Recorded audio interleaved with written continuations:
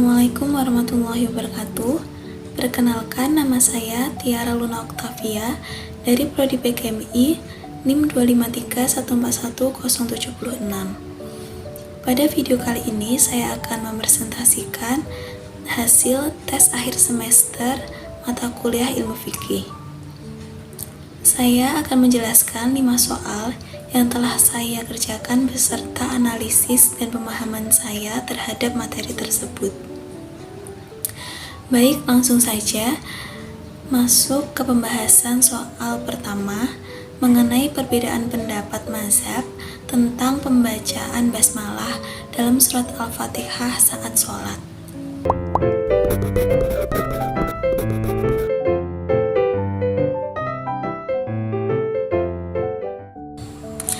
Mazhab Syafi'i berpendapat bahwa basmalah merupakan bagian dari surat Al-Fatihah. Nah, karena dianggap sebagai bagian dari surat Al-Fatihah, maka basmalah harus dibaca setiap rakaat. Bahkan dalam surat Jahriyah seperti Maghrib, Isya, dan Subuh, basmalah dianjurkan dibaca dengan suara keras sebagaimana ayat-ayat Al-Fatihah lainnya. Sementara itu, mazhab Hanafi memiliki pandangan yang berbeda.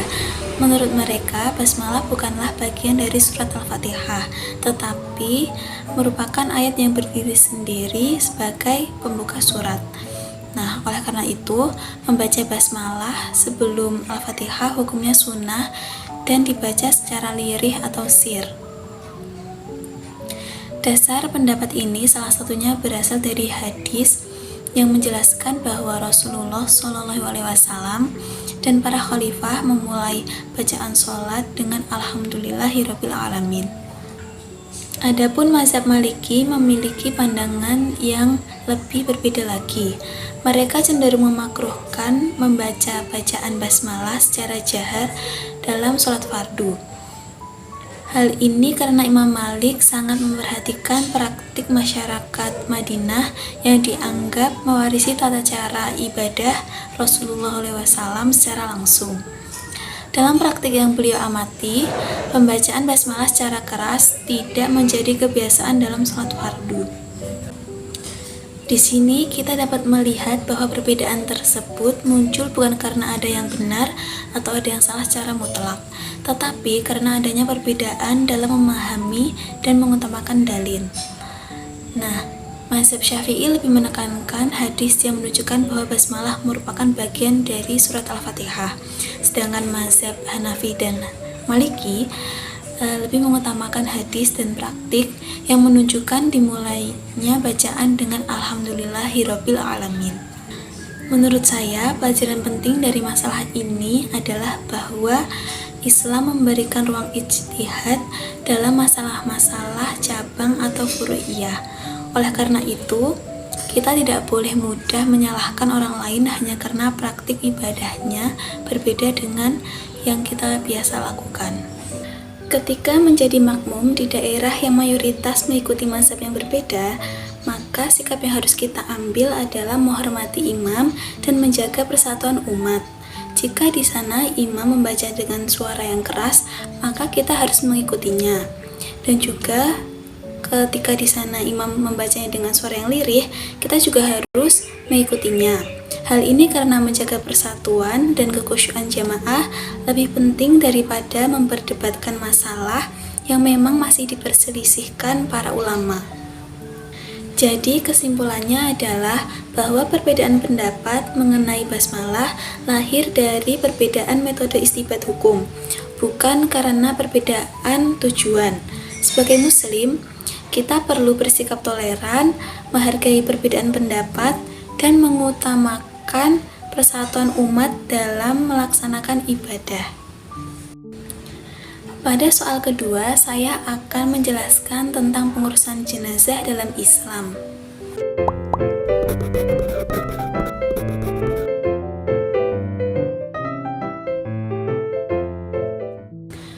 Mengurus jenazah hukumnya fardu kifayah.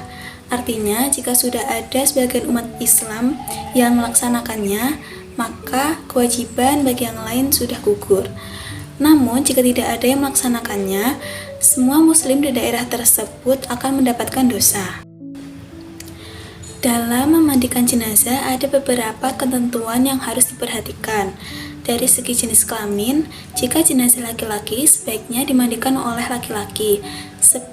Sebaliknya, jika jenazah perempuan sebaiknya dimandikan oleh perempuan. Tujuannya adalah untuk menjaga kehormatan dan aurat jenazah. Namun, ada pengecualian untuk suami dan istri. Suami boleh memandikan istrinya yang meninggal, dan istri juga boleh memandikan suaminya. Dari segi kekerabatan, yang lebih diutamakan adalah keluarga terdekat yang mengetahui tata cara memandikan jenazah dengan benar, seperti orang tua, anak, atau saudara kandung. Selanjutnya, terdapat perbedaan jumlah kain kafan antara laki-laki dan perempuan.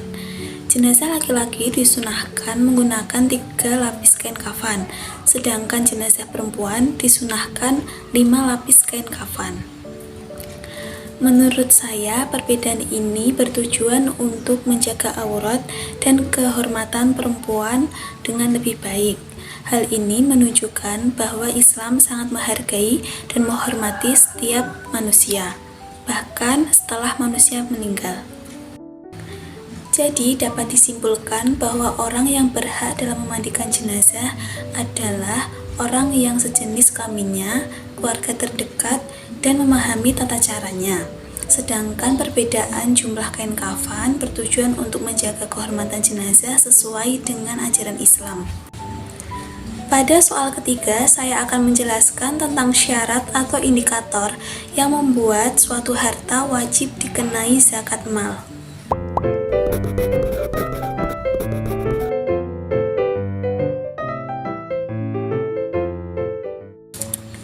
Tidak semua harta yang dimiliki seseorang wajib dizakati. Dalam Islam ada beberapa syarat yang harus dipenuhi, yaitu al-milkah at-tamah, an-namah, nisab, dan haul. Yang pertama, al-milkah at-tamah, yang berarti kepemilikan penuh. Maksudnya, harta tersebut benar-benar milik seseorang dan berada dalam kekuasaannya. Jadi, harta yang masih sengketa atau belum sepenuhnya menjadi miliknya belum wajib untuk dizakati. Yang kedua, an-namah, yang berarti berkembang atau memiliki potensi untuk bertambah. Contohnya seperti uang, emas, usaha perdagangan, dan investasi yang dapat menghasilkan keuntungan. Jadi, zakat umumnya dikenakan pada harta yang memiliki nilai produktif. Ketiga, nisab. Nisab adalah batas minimal harta yang harus dimiliki agar seseorang wajib membayar zakat. Jika jumlah hartanya belum mencapai batas nisab, maka ia belum memiliki kewajiban untuk mengeluarkan zakat. Keempat, haul, yaitu masa kepemilikan harta selama 1 tahun hijriyah. Setelah harta mencapai nisab dan dimiliki selama 1 tahun penuh, maka zakat harus dikeluarkan, sudah wajib dikeluarkan. Menurut saya, keempat syarat ini menunjukkan bahwa Islam sangat adil dalam menetapkan kewajiban zakat. Tidak semua orang langsung diwajibkan untuk membayar zakat, tetapi harus memenuhi syarat terlebih dahulu. Dengan begitu, zakat tidak memberatkan, tetapi justru membantu mewujudkan pemerataan ekonomi dan kepedulian sosial dalam masyarakat. Jadi, dapat disimpulkan bahwa harta wajib dizakati apabila dimiliki secara penuh, memiliki potensi berkembang, telah mencapai nisab, dan dimiliki selama 1 tahun hijriyah atau haul. Pada soal keempat, saya akan menjelaskan tentang syarat-syarat wajib haji.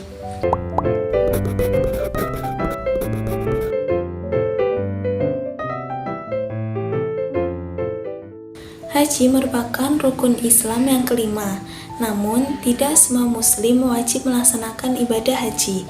Kewajiban haji hanya berlaku bagi orang yang telah memenuhi beberapa syarat yang ditentukan dalam syariat Islam. Syarat yang pertama adalah Islam. Artinya, ibadah haji hanya diwajibkan untuk orang yang beragama Islam, karena haji merupakan bentuk ibadah kepada Allah SWT. Syarat kedua adalah balik atau sudah dewasa.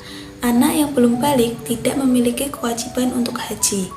Jika seorang anak melakukan ibadah haji, maka hajinya sah, tetapi ketika sudah dewasa, ia tetap memiliki kewajiban haji jika mampu.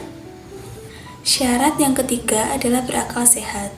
Orang yang tidak memiliki kemampuan untuk berpikir atau mengalami gangguan akal tidak dibebani kewajiban haji, karena belum dapat menjalankan tanggung jawab syariat dengan sempurna. Syarat keempat adalah merdeka. Dalam pembahasan fikih klasik, budak tidak diwajibkan berhaji karena tidak memiliki kebebasan penuh dalam dirinya maupun hartanya. Meskipun perbudakan sudah tidak ada, tetapi syarat ini tetap dijelaskan pada kitab-kitab fikih. Syarat yang terakhir dan paling penting adalah istitoah atau mampu. Kemampuan di sini tidak hanya berarti memiliki uang, tetapi juga sehat secara fisik, aman dalam perjalanan, serta memiliki biaya yang cukup tanpa mengabaikan kebutuhan keluarga yang ditinggalkan.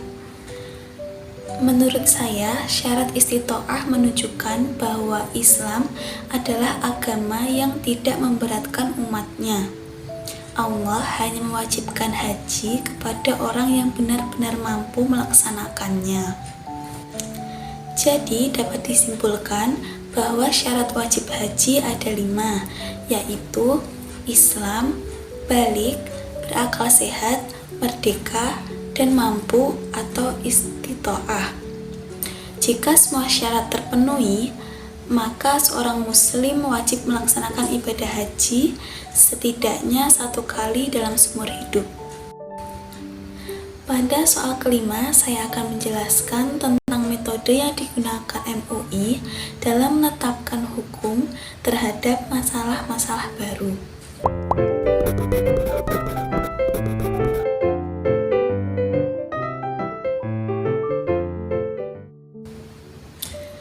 MUI menggunakan ijtihad jama'i atau ijtihad kolektif, yaitu musyawarah para ulama dalam menetapkan hukum. Ada 3 metode yang digunakan. Pertama, tarjih, yaitu memilih pendapat ulama yang dianggap paling kuat ketika terdapat beberapa perbedaan yang berbeda. Kedua, ilhaqi, yaitu menetapkan hukum masalah baru dengan menghubungkannya kepada masalah lama yang memiliki kesamaan alasan hukum atau ilat. Ketiga, ijtihad insya'i, yaitu membuat atau merumuskan hukum baru untuk persoalan yang benar-benar belum pernah dibahas sebelumnya. Menurut saya, perbedaan ketiga metode ini cukup sederhana. Tarjih berarti memilih pendapat yang sudah ada. Ilhaqi berarti menyamakan dengan kasus yang serupa. Sedangkan ijtihad insya'i berarti merumuskan hukum baru. Selanjutnya, fatwa MUI bersifat ghairu ilzam, artinya tidak mengikat secara hukum negara karena bukan termasuk peraturan perundang-undangan. Jadi tidak ada sanksi hukum negara bagi orang yang tidak mengikutinya. Namun, fatwa MUI tetap memiliki pengaruh yang kuat karena masyarakat percaya dan menghormati para ulama yang terlibat dalam penyusunannya. Oleh karena itu, banyak umat Islam yang mengikuti fatwa MUI sebagai pedoman dalam menjalankan ajaran Islam. Jadi, meskipun tidak mengikat secara hukum negara, fatwa MUI tetap memiliki kekuatan moral yang besar di tengah masyarakat Muslim Indonesia.